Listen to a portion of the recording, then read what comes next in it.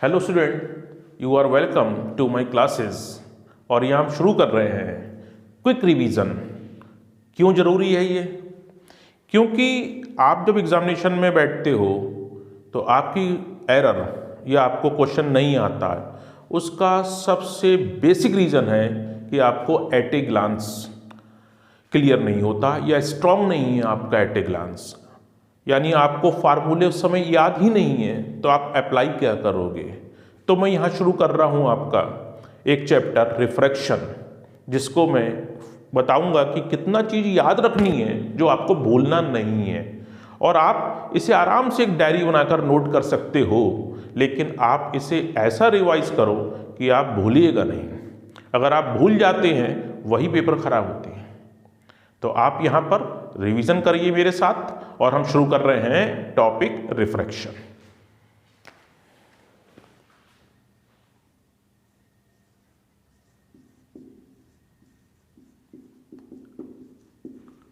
Refraction की बात शुरू करते हैं तो आप नोट भी कर सकते हैं। सबसे पहला पॉइंट उठाइए, लाइट, जिसे आपको भूलना नहीं है। लाइट के बारे में कुछ पॉइंट्स आपके दिमाग में अभी भी, कल भी ऐसा रिवीजन करिएगा रहें। First, light is EMW, electromagnetic wave. Light is an electromagnetic wave. Second, light is transverse in nature. Light transverse wave का एग्जाम्पल है। इसमें इलेक्ट्रिक फील्ड और मैग्नेटिक फील्ड वाइब्रेट करती है, जो कि लाइट के प्रोपोगेशन के परपेंडिकुलर होती है। थर्ड, ये पहला पॉइंट चल रहा है light. Third, speed of light is maximum. Speed of light is maximum in vacuum. अच्छा, आप एक काम कर सकते हैं, ऑप्टिक्स में डील करने के लिए वैक्यूम एयर में कोई भी फर्क नहीं लेंगे हम, इसलिए मैंने ब्रैकेट में लिखा है एयर। कितना? C = 3 × 10⁸ मीटर पर सेकेंड। फोर्थ पॉइंट जो आपको याद रखना है, wavelength range of light. wavelength range of light 4000 angstrom to 8000 angstrom. वैसे ये शार्प बाउंड्री नहीं है, कुछ बुक में ये 7800 एंगस्ट्रॉम है, वो भी सही है। आप चाहो तो यहां पर 7800 एंगस्ट्रॉम लिख सकते हो। फ्रीक्वेंसी रेंज, फ्रीक्वेंसी रेंज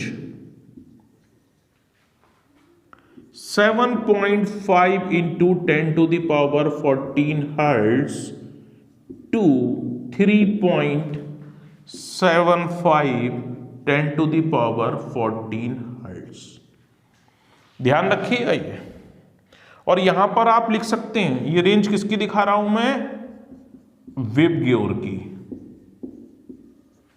तो वॉयलेट की वेवलेंथ सबसे कम होती है और रेड की वेवलेंथ सबसे ज्यादा होती है। तो आप इसको जरा दिमाग में रखिएगा। और ये रही फ्रीक्वेंसी रेंज। तो 1 2 3 4 5 इसको आपको बिल्कुल भी नहीं भूलना है, और आप बिल्कुल नोट करके एक डायरी बनाइए और इसे बहुत स्ट्रांगली रिवाइज करिए। अब फिफ्थ के बाद हम आगे बात करते हैं, थोड़ा हटाना पड़ेगा ये।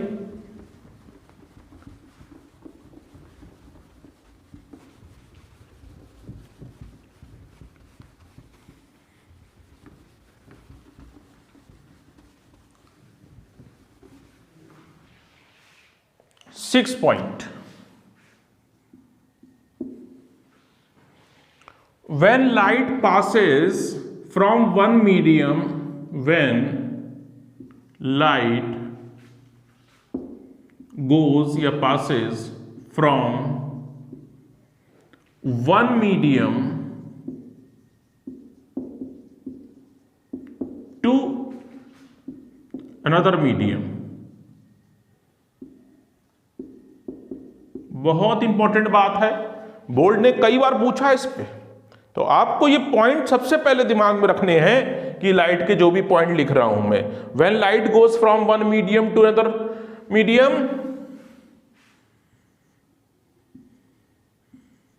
स्पीड चेंजेस, एम्पलीट्यूड, स्पीड में और बढ़ा सकते हो अगर यहां लिखना चाहो तो, स्पीड एंड वेवलेंथ,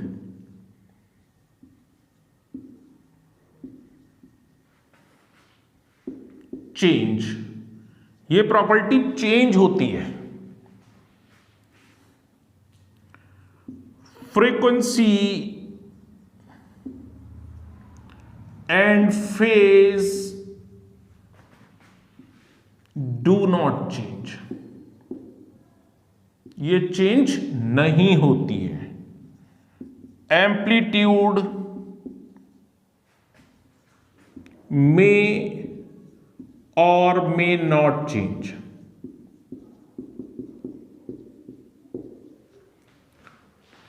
मतलब अगर लाइट एक मीडियम से दूसरे मीडियम, रिफ्रैक्शन, स्पीड और वेवलेंथ बदल जाएगी, फ्रीक्वेंसी और फेज चेंज नहीं होंगे।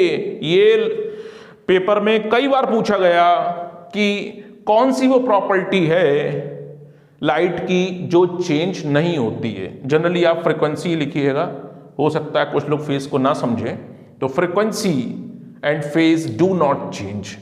एम्पलीट्यूड में क्या लिख रहा हूं मैं, मे और मे नॉट चेंज। देखिए अगर मीडियम ने लाइट एनर्जी को एब्जॉर्ब कर लिया तो एम्पलीट्यूड डिक्रीज कर जाएगा, अगर एब्जॉर्ब नहीं कर रहा है वो मीडियम तो फिर एम्पलीट्यूड उतने का उतना ही रहेगा। तो मैंने क्या लिखा है, मे और मे नॉट चेंज। तो लाइट की कुछ प्रॉपर्टी हैं जो आपको ध्यान रखनी है लाइट के बारे में। अब दूसरा पॉइंट, पहला पॉइंट हो गया, अब हम दूसरे पॉइंट की बात करते हैं। क्या याद रखना है आपको,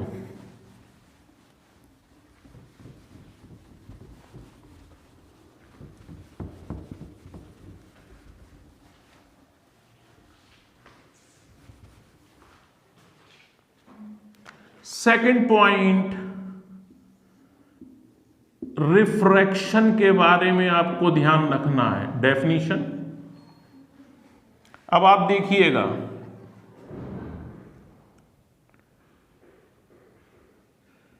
ये लाइट रे और ये लाइट रे, ये आपका रेयर मीडियम है, ये आपका डेंसर मीडियम है।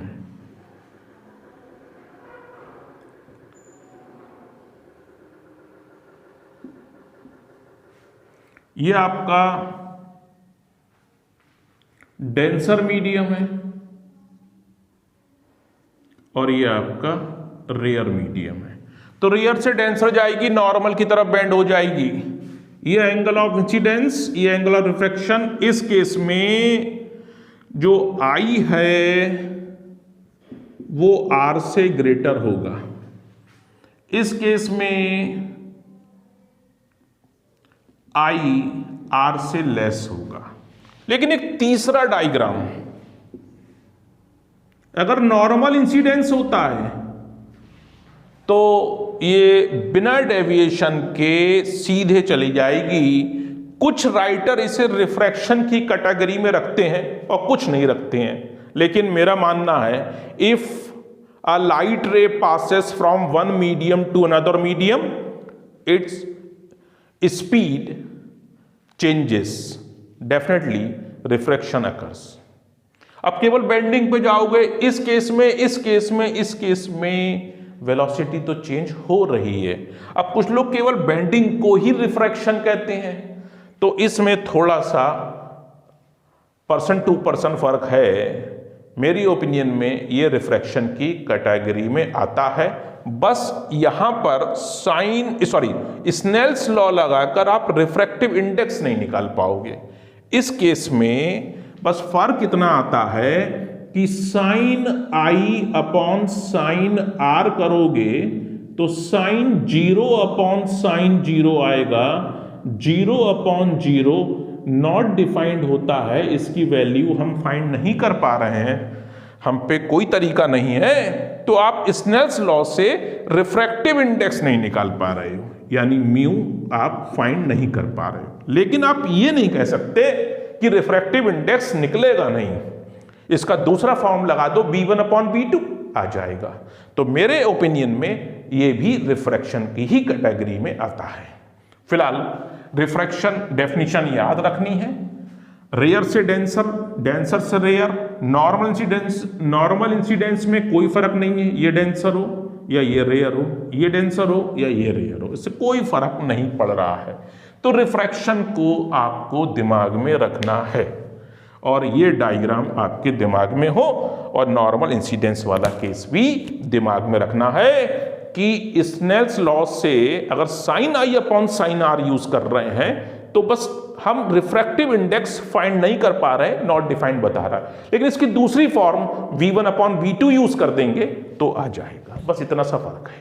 फिलहाल अब हम तीसरे पॉइंट पर, थर्ड पॉइंट पर चलते हैं कि आपको क्या याद रखना है। मेरी बात याद रखना, अगर आपको अपने एग्जामिनेशन में 100% मार्क्स लाने हैं तो आपका जो एट ए ग्लांस है या फार्मूले पर टर्म्स एंड कंडीशन के साथ है वो बहुत स्ट्रांग होना चाहिए। उसमें किसी तरीके का उन 3 आवर्स में किसी भी तरीके का कंफ्यूजन ना हो। लेकिन मैं आपको बता दूं, जो फैक्ट्स हैं वो ये हैं, 80% स्टूडेंट्स ऐसे होते हैं कि उन्हें एग्जामिनेशन हॉल में फार्मूले याद होते ही नहीं है, आते ही नहीं दिमाग में, तो आप अप्लाई क्या करोगे?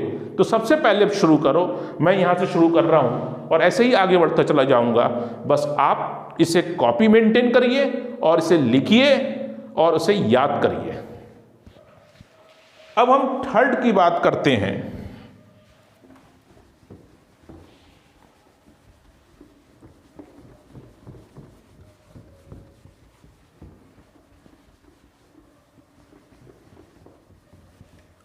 थर्ड पॉइंट है आपका third, Snell's law. Laws of reflection आप इसके साथ याद ही करोगे, ध्यान रखिएगा। वैसे स्नेल्स लॉ होता है लेकिन लॉज ऑफ रिफ्रैक्शन याद रखिएगा। 1μ2 sine i upon sine are.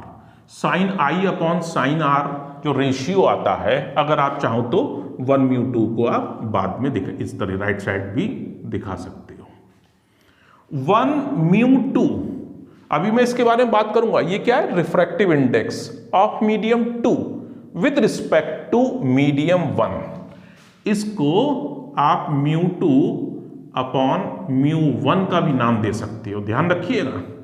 इसको b1 अपॉन b2, ये सब स्नेल्स लॉ है, बराबर कांस्टेंट। ये रहा। इसके लिए आप डायग्राम बनाएं अगर, तो ये नॉर्मल है, ये इंसिडेंट रे है, ये रिफ्रैक्टेड रे है, ये I है, ये R है, ये मीडियम 1 है और ये मीडियम 2 है। इसमें लाइट की स्पीड v1 है और इसमें लाइट की स्पीड v2 है। तो स्नेल्स लॉ इस तरीके से तैयार कर सकते हैं। Sine i upon sine r constant होता है और ये कांस्टेंट वैल्यू 1μ2 के बराबर होती है। और 1μ2 पढ़ने का तरीका देख लो। 1μ2 को refractive index of medium 2 with respect to medium 1।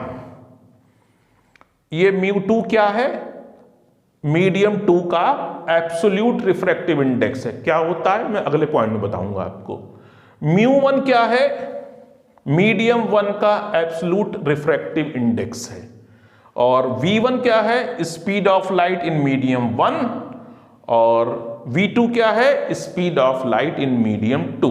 तो याद करने का तरीका आप क्या रखोगे वो भी आपके दिमाग में। जब आंखों को बंद करो आप, तो आपको एक सीरीज आनी चाहिए, sine i upon sine r is constant equal to 1 mu 2 equal to mu 2 upon mu 1 equal to V1 upon V2। इस तरीके से आप याद कर सकते हो और ये आपको अप्लाई करना पड़ सकता है। फिलहाल अब आपको यहां से अगर आप एक चीज उठाएं, कई बार डेरिवेशन में इसी का ही पार्ट उठा रहा हूं बेटा मैं, यहीं से आई म्यू आई साइन आई, या ऐसे लिख सकते हो mu 1 sine i mu 2 sine r, पहले का refractive index multiply sine i is equal to दूसरे का absolute refractive index multiply sine r. ये कई बार आपको हो सकता है प्रॉब्लम में लगाना पड़ जाए, तो स्नेल्स लॉ को इस तरीके से भी लगा सकते हैं, पहले मीडियम का refractive index into sine i is equal to दूसरे मीडियम का refractive index into sine r. तो आपको इस चीज को याद रखना है और आपकी ये माइंड में स्ट्राइक करना चाहिए, और बहुत जल्दी इंस्टेंटली स्ट्राइक होना चाहिए। अब सोचे पड़े हैं क्या लगाएं या क्या नहीं लगाएं, ऐसा मत करिएगा। फिलहाल हम फोर्थ पॉइंट की तरफ आगे बढ़ते हैं। देखिए फोर्थ पॉइंट क्या है, इसको जरा बोर्ड को रब कर दिया जाए।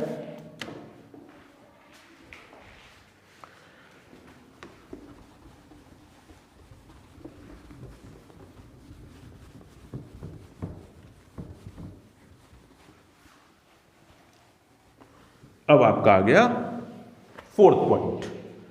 फोर्थ पॉइंट बात कर रहे हैं हम रिफ्रैक्टिव इंडेक्स।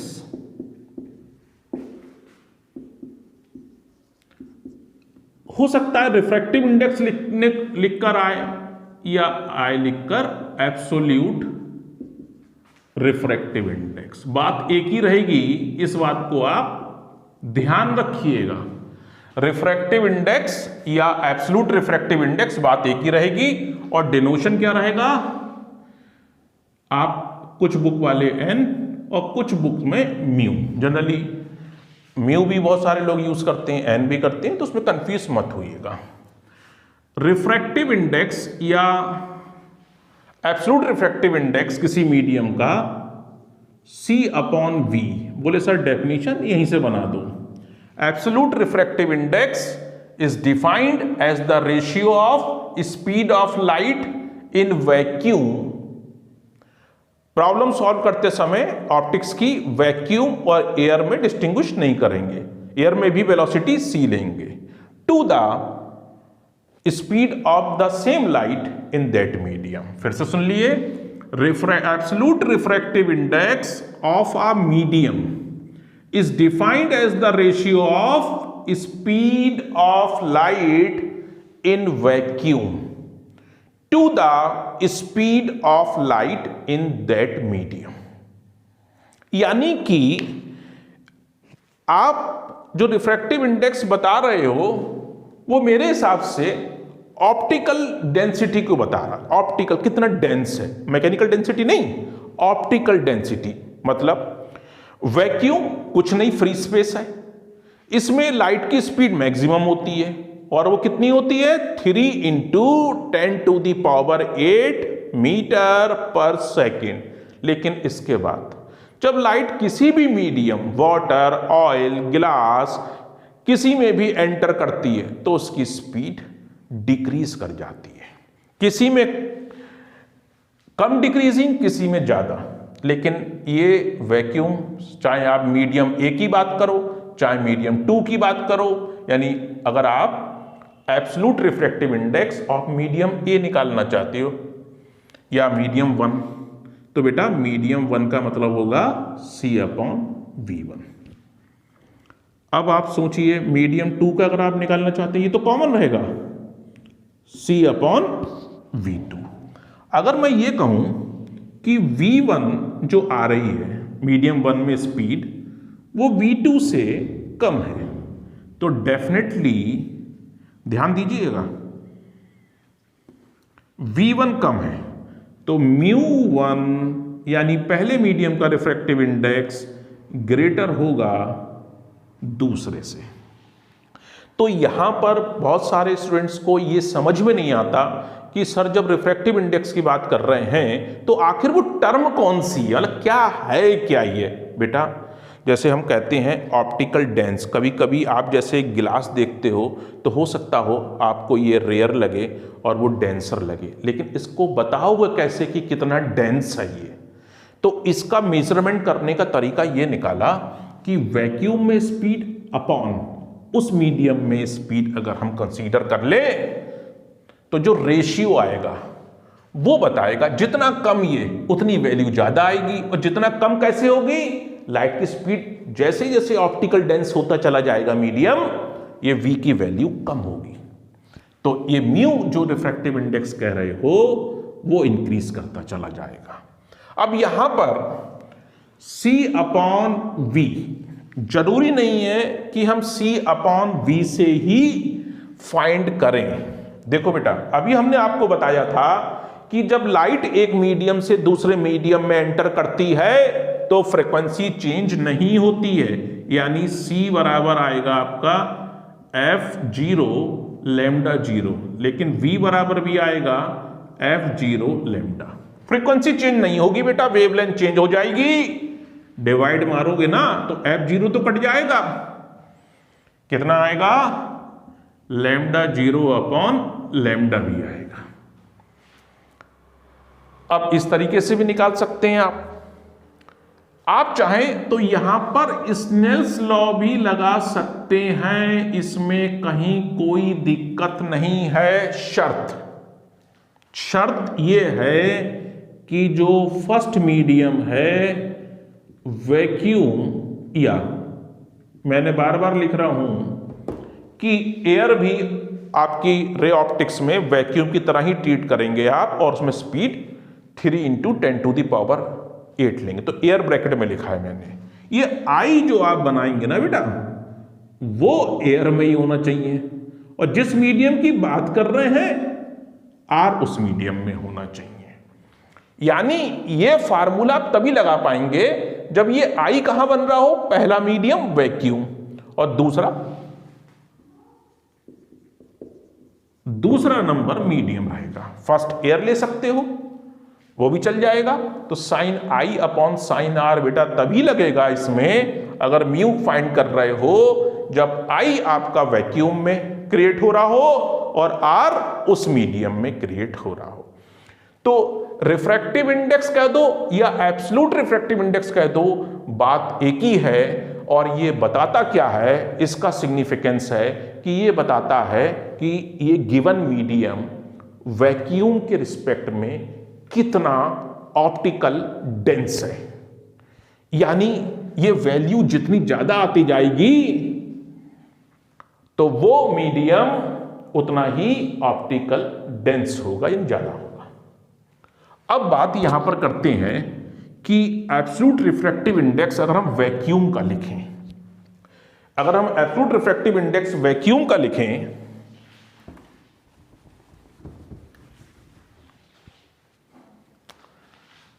म्यू, किसका, वैक्यूम, गलती मत करिएगा एयर में भी बात वही चलेगी। तो यहां भी सी है, सी तो सभी में आना है, यहां भी सी आएगा तो कितना आएगा, ये 1। वैक्यूम का रिफ्रैक्टिव इंडेक्स सबसे कम वैल्यू होगी बेटा, ये क्या होगी, मिनिमम। अब हम लिखना चाहें तो याद रखिएगा, ये एमसीक्यू में भी आ सकता है, एब्सोल्यूट रिफ्रैक्टिव इंडेक्स 1 के इक्वल और ग्रेटर होगा। ये एमसीक्यू के लिए इंपॉर्टेंट हो गया कि the absolute refractive index having the value 1 और ग्रेटर देन 1, और 1 किसके लिए हो सकती है, सबसे कम है वो वैक्यूम। मैं फिर बार बार कह रहा हूं वैक्यूम ना मिले एयर मिल जाए तो भी चलेगा, ठीक। तो फिलहाल यहां पर हमने बात की रिफ्रैक्टिव इंडेक्स या एब्सोल्यूट रिफ्रैक्टिव इंडेक्स, जो आपको बिल्कुल स्ट्रांगली याद रखना है एक अच्छा पेपर करने के लिए और अपने बोर्ड एग्जामिनेशन में 99 और 100 मार्क्स लाने के लिए। ये उन्हीं स्टूडेंट्स के आते हैं जिनका एट ए ग्लैंस बहुत ही स्ट्रांग होता है। तो आपको केवल यहां पर मैं एक्सप्लेन ये नहीं कर रहा हूं कि ये फार्मूला ही फार्मूला, इसमें कई बातें बता रहा हूं। अगर मेरे सेंटेंस से कुछ आपको बातें मिल जाती हैं, सेंटेंस मिल जाते हैं, तो वो भी आप कॉपी में अपनी नोट कर सकते हो। फिलहाल 5th नंबर का हम टॉपिक यहां पर इसी के बारे में बात करेंगे, रिफ्रैक्टिव इंडेक्स। थोड़ा सा बदलेंगे यहां पर, रिलेटिव रिफ्रैक्टिव इंडेक्स कर देंगे, वो क्या होता है।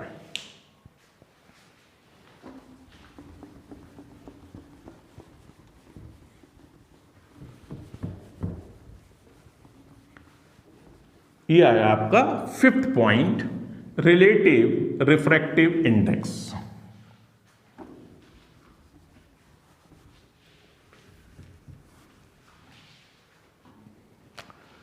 Fifth point, relative refractive index. ये क्या होता है? देखो 1μ2 पढ़ने का तरीका भूलिएगा नहीं, refractive index of medium 2, refractive index of medium 2 with respect to medium 1। इसे रीडिंग करने का तरीका आप चेंज नहीं करिएगा। अब मैं आपको बता रहा हूं, हम अगर वैक्यूम के से कंपेयर कर रहे हैं कि ये मीडियम कितना ऑप्टिकली डेंस है, ऐसा है तो वो रिलेटिव रिफ्रैक्टिव इंडेक्स, चूंकि कंपैरिजन वैक्यूम से हो रहा है इसलिए इसका जो नाम रखा गया है वो एब्सोल्यूट रिफ्रैक्टिव इंडेक्स रखा गया है, जो पहले हम बता चुके हैं। लेकिन आप वैक्यूम से कंपेयर ना करके किसी और से कर दो तो उसे एब्सोल्यूट नहीं कहेंगे, उसे कहेंगे हम रिलेटिव रिफ्रैक्टिव इंडेक्स। और ध्यान रखिएगा, चाहे रिफ्रैक्टिव इंडेक्स हो चाहे रिलेटिव रिफ्रैक्टिव इंडेक्स हो, यूनिट लेस होता है, इसकी यूनिट नहीं होती है। 1μ2 इसे आप लिख सकते हो μ2 अपॉन μ1। आपको क्या फाइंड करना था बेटा? 1μ2 refractive index of medium 2 with respect to 1। तो ये कहकर क्या फाइंड कर रहे हो आप कि मीडियम 2 कितना ऑप्टिकली डेंस है इन कंपैरिजन ऑफ मीडियम 1। तो हमने कैसे करा? μ2 अपॉन μ1 कर दिया। बोले सर ये μ2 क्या है? μ2 है मीडियम 2 वैक्यूम के रिस्पेक्ट में कितना ऑप्टिकली डेंस है, अपॉन μ1 क्या है? मीडियम 1 वैक्यूम के रिस्पेक्ट में कितना ऑप्टिकली डेंस है। तो फिर ये रेशियो आपको क्या बताएगा? ये रेशियो आपको बताएगा कि मीडियम 2 मीडियम 1 के रिस्पेक्ट में कितना ऑप्टिकली डेंस है। एग्जाम्पल दे देता हूं मैं आपको। मान लिए वैक्यूम की ऑप्टिकली डेंस की वैल्यू हम 1 मान लेते हैं। कितनी है? 1। अब एक मीडियम ए है जो कि इसके कंपेयर में ऑप्टिकल डेंस कितना है? 3। एक मीडियम बी वैक्यूम के रिस्पेक्ट में ऑप्टिकल डेंस है 2। तो बेटा ये तो म्यू ए हो गया, ये क्या हो गया? म्यू बी हो गया। अब हम जानना चाहते हैं कि ए बी के रिस्पेक्ट में कितना ऑप्टिकली डेंस है। ए बी के रिस्पेक्ट में कितना ऑप्टिकली डेंस है, इसका टर्म क्या होगी? Refractive index of medium A. With respect to medium B. लिखने का तरीका बी पहले आएगा, म्यू ए। पढ़ने का तरीका refractive index of medium A with respect to medium B. कैसे आएगा बेटा? ये 3 टाइम डेंस है, ये 2 टाइम है, तो आप मैथ लगाओगे 1.5 टाइम आएगा। कैसे निकाला आपने? 3/2 से। 3 क्या था जरा आप ध्यान से देख लें, म्यू ए। 2 क्या था बेटा? 2 था म्यू बी। अब आप जरा यहां देखिए, 1 म्यू 2 क्या लिखा है? Mu 2 upon mu 1। बात समझ में आ गई होगी बस। यानी कि अगर 2 का वैक्यूम के रिस्पेक्ट में बताते हैं तो उसे एब्सोल्यूट कह देते हैं। अब मीडियम 1 के रिस्पेक्ट में बता रहे हो तो उसी को शब्द को कह रहे हैं रिलेटिव रिफ्रैक्टिव इंडेक्स। अब इसके मैं एक फार्मूला नहीं बेटा, पूरी लाइन लिखूंगा कि इस एक से नहीं काम चलता केवल, क्योंकि जब हम अप्रोच करते हैं तो हमें कई सारी फॉर्म चाहिए होती हैं कि कौन सी हम यहाँ पर अप्लाई करें तो हमारे प्रॉब्लम जो है वो सॉल्व हो जाए। ये बहुत जरूरी है। देखिए,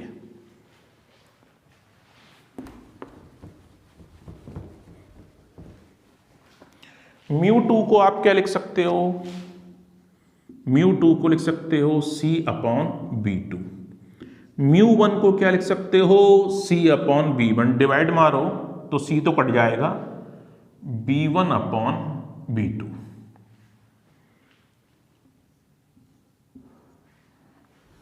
B1 अपॉन B2 आएगा। अब जरा B1 अपॉन B2 को देखो।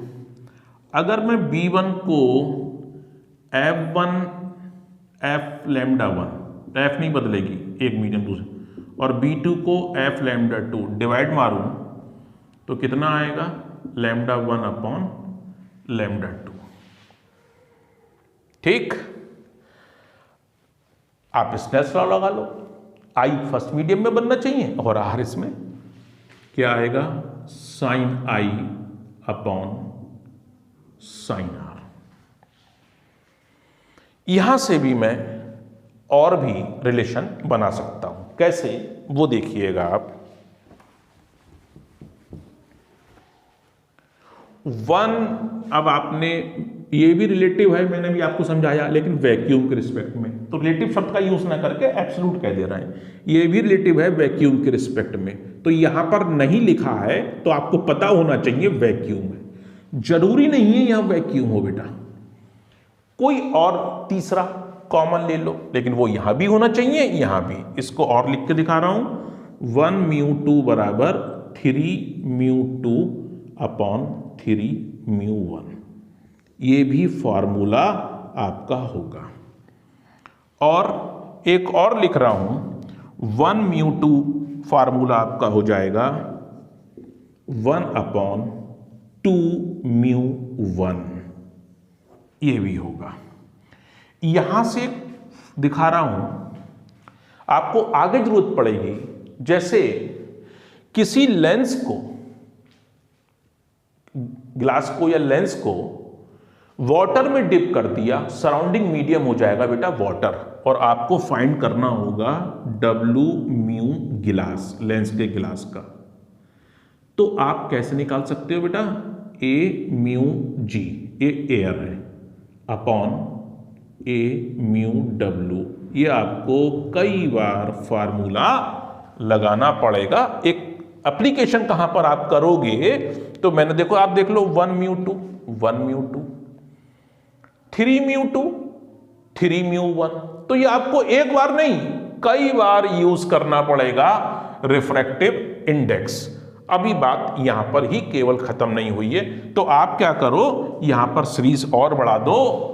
1 म्यू, ये आपका 1 म्यू 2 तो था ही, 3 म्यू 2 अपॉन 3 म्यू 1, ये आएगा 2 म्यू 1। उल्टा, ये 2 म्यू 1 पढ़ने का तरीका कौन है? ये 2 mu 1 refractive index of medium 1 with respect to 2 आप फाइंड कर सकते हैं। तो आपको अब वो आप अपने हिसाब से इनको पहले लिख लीजिएगा, इनको बाद में समझिए, और फिर इसको स्ट्रांगली याद कर लीजिए। अगर मैं बोलूं तो मैं क्या कहूंगा? याद करने का तरीका, फार्मूले, 1 μ2 इज इक्वल टू μ2 अपॉन μ1, 3 μ2 अपॉन 3 μ1 is equal to 1 upon 2 μ1 is equal to b1 upon b2 is equal to lambda 1 upon lambda 2 is equal to sine i upon sine r। इस तरीके से आप यहां पर बात कर सकते हैं। तो रिलेटिव रिफ्रैक्टिव इंडेक्स के बारे में यहां पर बात की। अब हम बात कर रहे हैं आपसे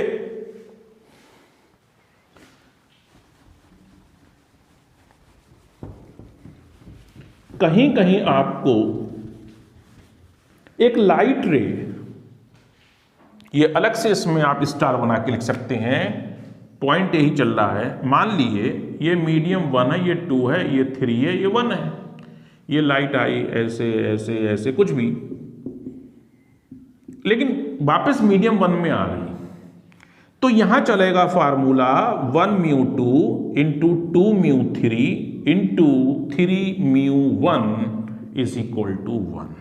ये याद रखिएगा, अगर कोई लाइट मल्टीपल रिफ्रैक्शन के बाद उसी मीडियम में वापस आ जाए, मैंने 1 लिखा ही है, वही मीडियम, ये भी 1 है, आ जाए तो 1 के रिस्पेक्ट में 2 का, 2 के रिस्पेक्ट में 3 का, 3 के रिस्पेक्ट में 1 का जो मल्टीप्लाई मारेंगे आप, तो आंसर 1 होना चाहिए। ये प्रॉब्लम में आपको यूज करना पड़ सकता है, ये आपको ध्यान रखना है।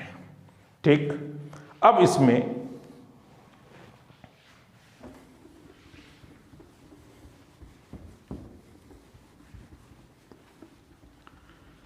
एक पॉइंट और बढ़ाइएगा, रिफ्रैक्टिव इंडेक्स फैक्टर्स, इसी में बढ़ेगा point, factors on which refractive index depends. वो कौन से फैक्टर्स हैं जिन पर रिफ्रैक्टिव इंडेक्स डिपेंड करता है, इसी में चल रहा है। आप 1 2 3 4 मैंने नहीं लिखा, आप नोट करते समय 1 2 सब हेडिंग कर सकते हैं इसे, कि कौन से वो फैक्टर्स हैं जो रिफ्रैक्टिव इंडेक्स जिन पर डिपेंड करता है। देखिए, फर्स्ट, नेचर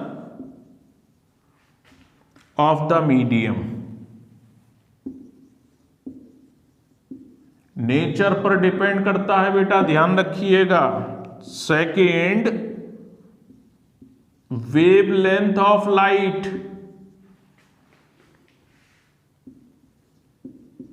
पर डिपेंड करता है। थर्ड, नेचर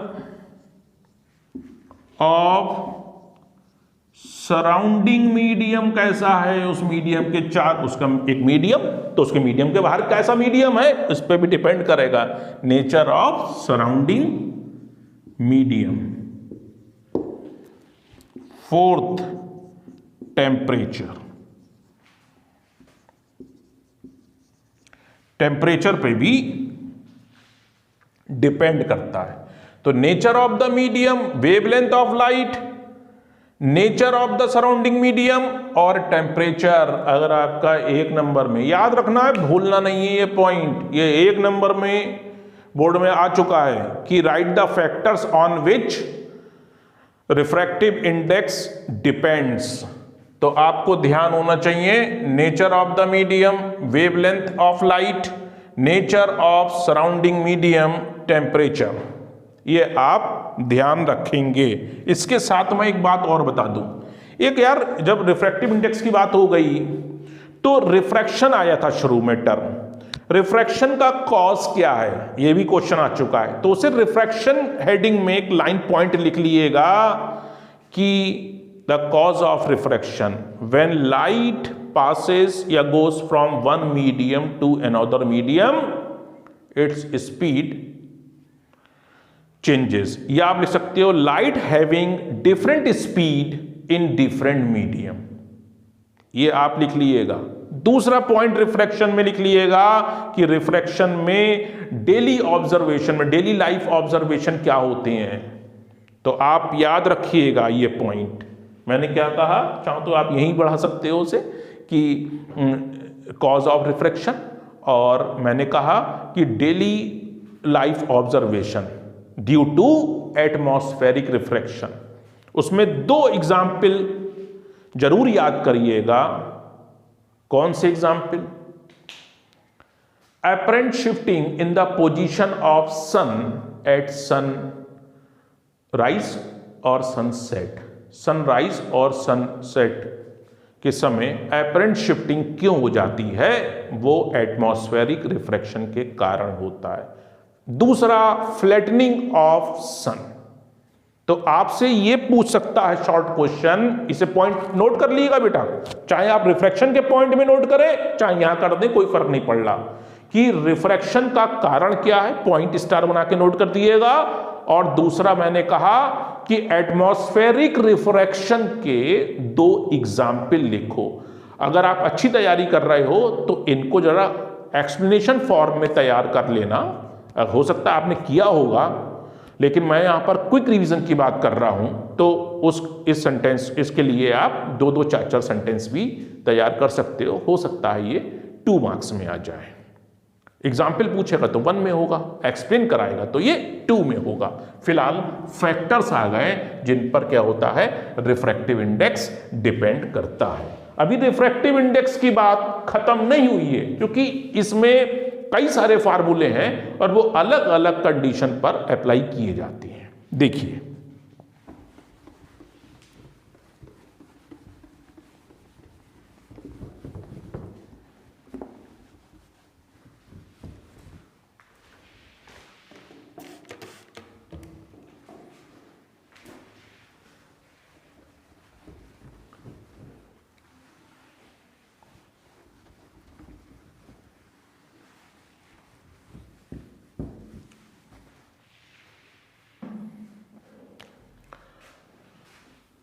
हम यहां पर बात कर रहे हैं एपरेंट डेप्थ, नंबर बढ़ा दिए,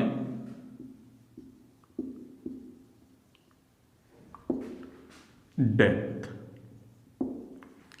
अगर